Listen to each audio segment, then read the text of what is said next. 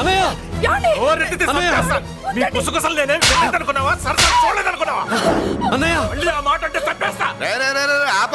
ఏంట్రా ఏమైంది?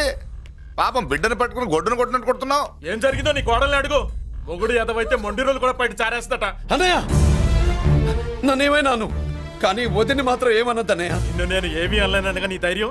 ఈ ఇల్లు నడుస్తుందా నీ వల్ల, ఇంట్లో బతుకుతుందా నీ వల్ల. నీ కళ్ళల్లో ఒకటి, కడుపులో ఒకటి, నీ మాటల్లో ఒకటి, మనసులో ఒకటి, నీ చూపులో ఒకటి, చేతల్లో ఒకటి. కాదా? అయ్యయ్యయ్యయ్య మన బంగారం బాగలేకపోతే కంసాలి మాత్రం ఏం చేస్తాడ్రా? అమ్మ బంగారం వాడేలాగూ బజారు బెదవులతో తిరిగి బేవర్సి పనులకి భూత్ వ్యవహారాలకి ఎంగిలి పెట్టాడు. సంసార పక్షంగా బతికేదానివి నీ పాతివృత్యానికి నువ్వు ఎప్పుడు జోలపాడావు తల్లి? తప్పు నాన్న, తప్పు. చిన్నప్పటి నుండి మీ ముందు పెరిగానన్నా, మీ మధ్య తిరిగానన్నా. ఎప్పుడైనా ఎవరితోనైనా మర్యాద తప్పేనా? నీతి తప్పి ప్రవర్తించానా? ఇది నా ఇల్లు నాన్న, మీరంతా నా వాళ్ళు. అందులో ఆవిడ నా వదిన, ఆ అమ్మ తర్వాత అమ్మ. ఆ విలువలు అమ్మంటే ఎవరో తెలిసిన వాళ్ళకి, అమ్మ దగ్గర పెరిగిన వాళ్ళకి ఉంటాయిరా. నిజమే, ఒక్కొక్క జంతువు ఒక్కొక్కలాగా ప్రవర్తిస్తే మనిషి మాత్రం అన్ని జంతువుల్లా ప్రవర్తించగలడు. నిరూపించావు. బామ్మ, నాన్న, నాన్న చూడు. చెప్పింది నిజమేరా. పశువులు ఎలాగైనా ప్రవర్తిస్తాయి. అనుభవం మీద చెప్తున్నాడు. ఎన్నాళ్ళు వెనకేసుకొచ్చావుగా, ఇప్పుడు తెరుచుకున్నా కళ్ళు. అన్నయ్య నీకన్నయ్య, నా తండ్రికి పుట్టేవా, నా తల్లి పాలు తాగి పెరిగావా?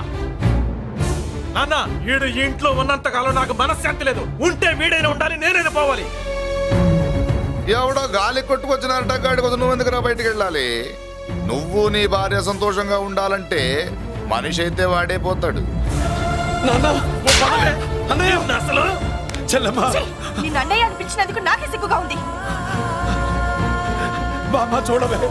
ఎందుకురా, ఇంకా ఎందుకురా? ఇంత అవమానం జరిగిన తర్వాత కూడా చిక్కలేదు నీకు?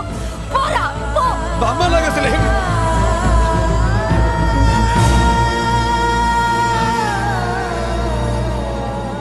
నువ్వు బాధపడతావేంటన్నా? నిన్ను దూరం చేసుకున్నందుకు వాళ్ళు బాధపడాలి. ప్రేమగా నోట్లో మొద్ద పెడితే వేళ్ళు కొరికేసి మింగేసే జాతర అది. వద్దు బాబాయ్, నన్ను ఎన్ని మాటలు అన్నా వాళ్ళు నా వాళ్లే బాబాయ్. అనుకో, వాళ్ళు నీ వాళ్ళే అనుకో. వాళ్ళందరూ కలిసి వెన్ను మీద కత్తి తోగిస్తే నీకు వెన్నపోస రాసట్టే ఉంటది. అరే ఆ మాత్రం తెలుసుకోకపోతే ఎలా? వాళ్ళు నా వాళ్ళని నువ్వు అనుకుంటున్నావు. అదే మాట్లాడాలనుకుంటే ఇట్లా చేసేవాళ్ళ? లేదురా బాబాయ్, ఎక్కడో పొరపాటు జరిగింది. నేనే ఎక్కడో ఏదో పెద్ద తప్పు చేసి ఉంటాను. తప్పు చేసింది నువ్వు కాదన్నా. అవును బాబు, తప్పు చేయడం అనేది మీ రక్తంలోనే లేదు. మీరు తప్పు చేశారు అని ఎవరైనా అంటే అది వాడి పొరపాటు. మీరు నేనెవరినో తెలుసుకునే ముందు నువ్వెవరివో నీకు చెప్పాలి.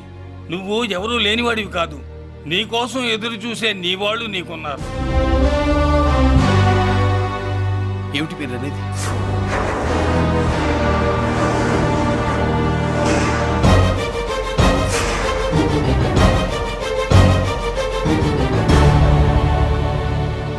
ఆయనే స్వయంగా వచ్చి నీ కాళ్ళ మీద పడి క్షమించమని అడగాలని అనుకున్నాడు. పరిస్థితి అంతవరకు రాకూడదని నేనే వచ్చాను. ఆయన పెద్దరికాన్ని నువ్వు గౌరవిస్తావని, చిన్నవాడిపైనా పెద్ద మనసుతో ఆయన్ని క్షమిస్తావని. అలాంటి వాళ్ళని క్షమించడం కన్నా మహాపాపం లేదు. అలా అనకండి అయ్యా. తాతగారు చాలా ఆపదలో ఉన్నారు. ఆయన పరిస్థితి నువ్వు కాకపోతే ఎవరు అర్థం చేసుకుంటారు బాబు? ఏంటో అర్థం చేసుకునేది? ఒకడేమో పుట్టగానే పేకలోకి చంపేమన్నాడు, రెండో వాడేమో డబ్బు కక్కుతుపడి పెంచి పెద్ద చేసి మెడబెట్టుకు బయటికి ఎంటాడు.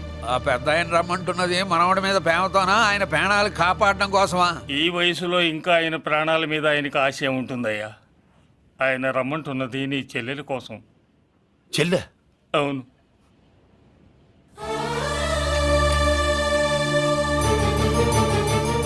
ఒక తల్లి బిడ్డలు కాకపోవచ్చు, కానీ ఒకే తండ్రి రక్తాన్ని పంచుకుని పుట్టిన బిడ్డలు మీరిద్దరు.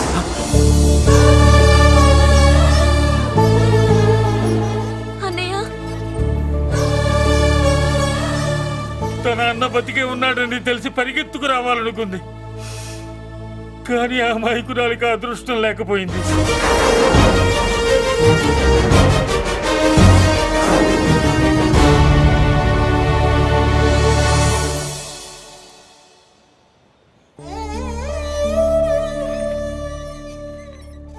తాతయ్య తప్పేదన్నా చేస్తే క్షమించన్నయ్య. నువ్వు కాదంటే వాళ్ళు మమ్మల్ని బతకనివ్వరు, చంపేస్తారన్నయ్య. నాకు బతకాలనుంది, తాతయ్యని బతికించుకో కావాలనుంది.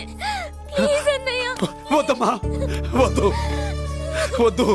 ముక్కు మొహం తెలియని మనిషి వచ్చి అడిగితేనే చేతనంత సహాయం చేసే మనిషి తోడబుట్టిన చెల్లెలు నువ్వు చేతులు జోడించి అడగాలమ్మా. బాధపడకమ్మా, నేనున్నాను. భయపడుకో.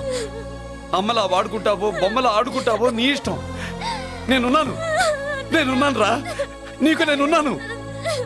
రా బాబు, తాతగారి దగ్గరికి వెళ్దాం. రాను. ఆ పెద్దరాజు గారి తల తీసి తాతగారి కాళ్ళ ముందుంచి అప్పుడు మనవడిగా నన్ను నేను పరిచయం చేసుకుంటాను. రేయ్, పెద్దరాజు!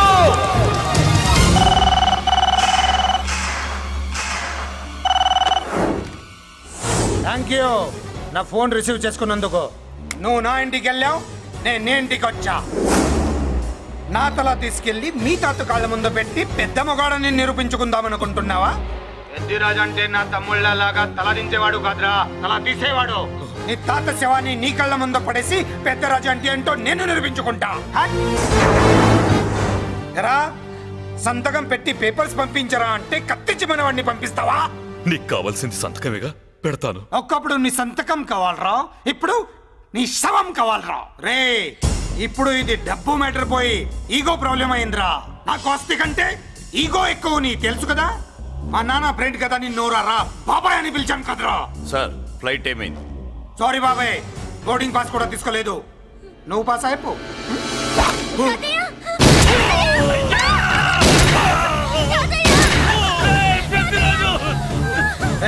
నేను చిన్న పని చూసుకొని వస్తాను, మీరు ఎయిర్పోర్ట్ వచ్చి కలవండిరా.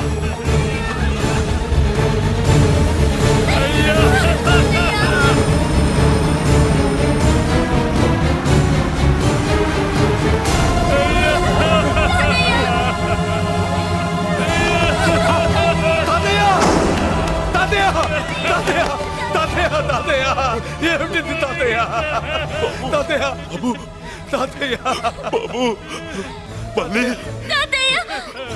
అమ్మా, ఇక నుంచి నీకు అమ్మైనా నాన్నైనా అన్నీ అన్నయ్యే. తాతయ్య బాబు, తాతయ్య, చెల్లికి నా ప్రేమనే కాదు, అవసరమైతే నా ప్రాణాలు ఇచ్చానే కాపాడుకుంటారు తాతయ్య. బాబు, తాతయ్య, తాతయ్య, తాతయ్య.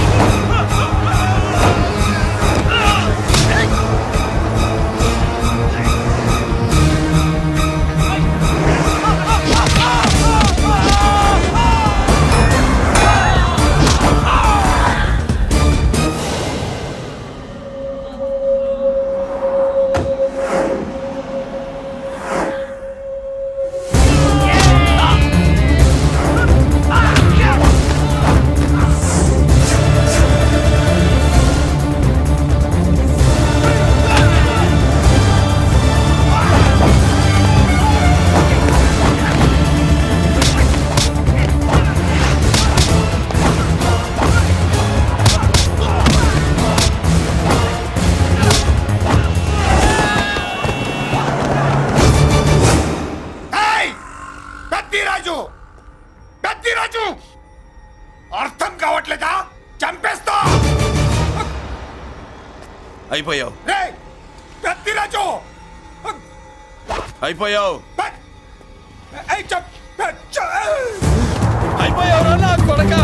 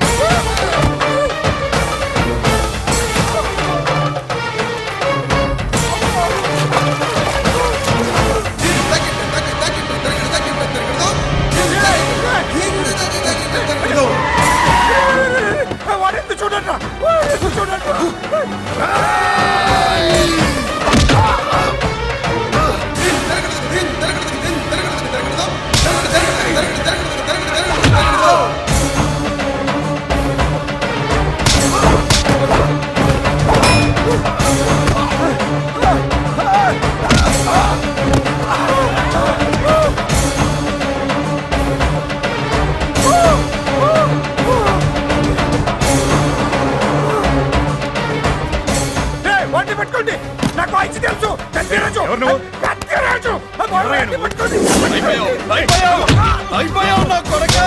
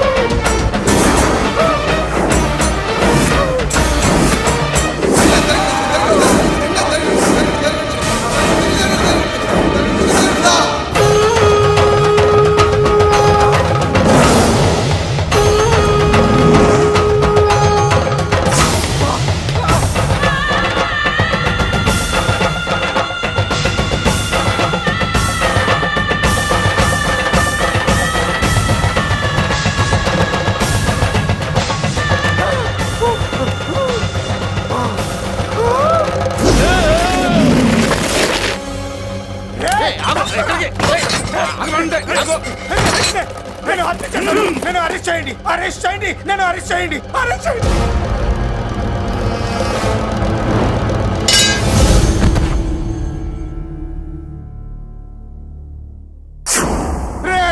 నన్ను బయటికి తీసుకెళ్ళండి రా తీసుకెళ్ళండి రా.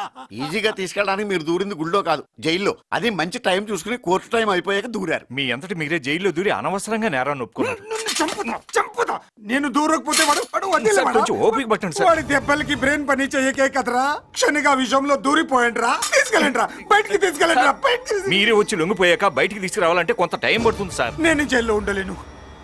ప్రతి క్షణం వాడే గుర్తొస్తున్నట్రా.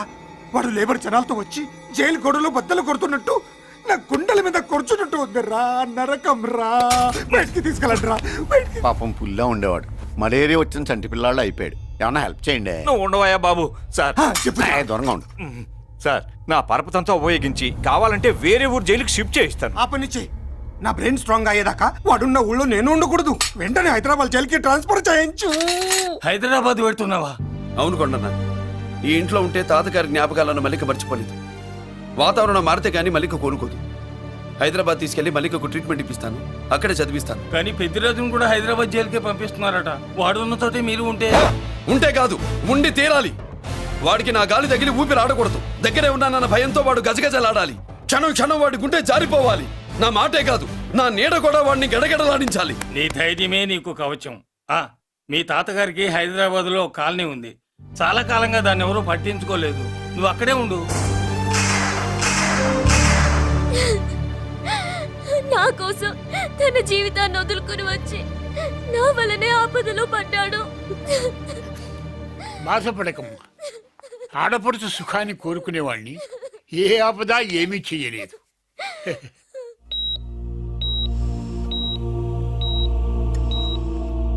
సిస్టర్, ఇతనికి ఇక్కడ ట్రీట్మెంట్ ఇస్తున్నట్టు ఎవరికి తెలియకూడదు. డాక్టర్ గారు. మురళి, నీకోసం ఎదురు చూస్తున్నాను. He's out of danger. Good evening doctor. నమస్కారం జడ్జి గారు. కంగారు పడక మురళి. డాక్టర్ గారు చెప్పారు కదా ఈజ్ అవుట్ ఆఫ్ డేంజర్ అని. అతను కోమా నుంచి బయటపడగానే అతను ఇచ్చే స్టేట్మెంట్ చాలు నువ్వు ఈ కేసు నుంచి బయటపడటానికి. ఎందుకైనా మంచిది అప్పటి వరకు నువ్వు బయటకు కనిపించకు. నీ మీద షూటెడ్ సైట్ ఆర్డర్స్ ఉన్నాయి, జాగ్రత్త. నువ్వు ఐజీవని పోలీస్ పద్ధతిలో ఆ మురళి గాడిని లేపిస్తావని నీ ప్లాన్ ని నమ్మి నేను ఫాలో అయ్యాను. ఇప్పుడు చూడు, ఆ డీసీపీ సచ్చాడు లేదో తెలియదు, ఆ మురళిగాడు ఎక్కడ ఉన్నాడు తెలియదు. నువ్వు అరేంజ్ చేసిన ముగ్గురు సీఎల్ నాకు ఫోన్ చేసి డబ్బు కోసం బ్లాక్మెయిల్ చేస్తున్నారు. నీకు ఎన్నిసార్లు ఫోన్ చేసినా నువ్వు పట్టించుకోవడం లేదు. ఇప్పటి నుంచి ఆ ఇన్స్పెక్టర్ల బాధ నీకుండదు. ఏ ఒక్కసారి అటు చూడు.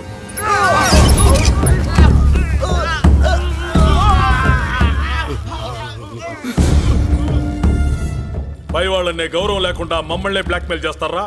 అందుకే పైకి పంపించేశా. ఇక నువ్వు ప్రశాంతంగా ఉండు బావా. వీళ్ళు సరే, ఆ మురళిగాడిని పైకి పంపించిన తర్వాతే మనం ప్రశాంతంగా ఉండేది. మరి వాటిని బయటికి రప్పించడం ఎలా?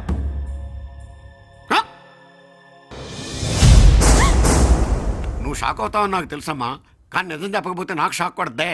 మురళి ఎలాంటి వాడు కాదు. ఆ అమ్మాయి ఎలాంటిది? అయస్కాంతం లాంటి అమ్మాయి టచ్లోకి వస్తే ఉక్కు ముక్క లాంటి కుర్రాడు అతుక్కోక ఏమవుతాడు చెప్పు? నేనంటే మురళికి ప్రాణం. తన మనసు మారదు. మనసు మారక్కర్లేదు, బాడీ మారుద్ది. దాంట్లో టెంపరమెంట్ మారుద్ది, టెంపరేచర్ మారుద్ది. నువ్వు తొందరపడలేదనుకో పెళ్లి కూతురు మారుద్ది. నేను నమ్మను. నువ్వు నమ్మవు. నువ్వు పిచ్చి పొప్పోయి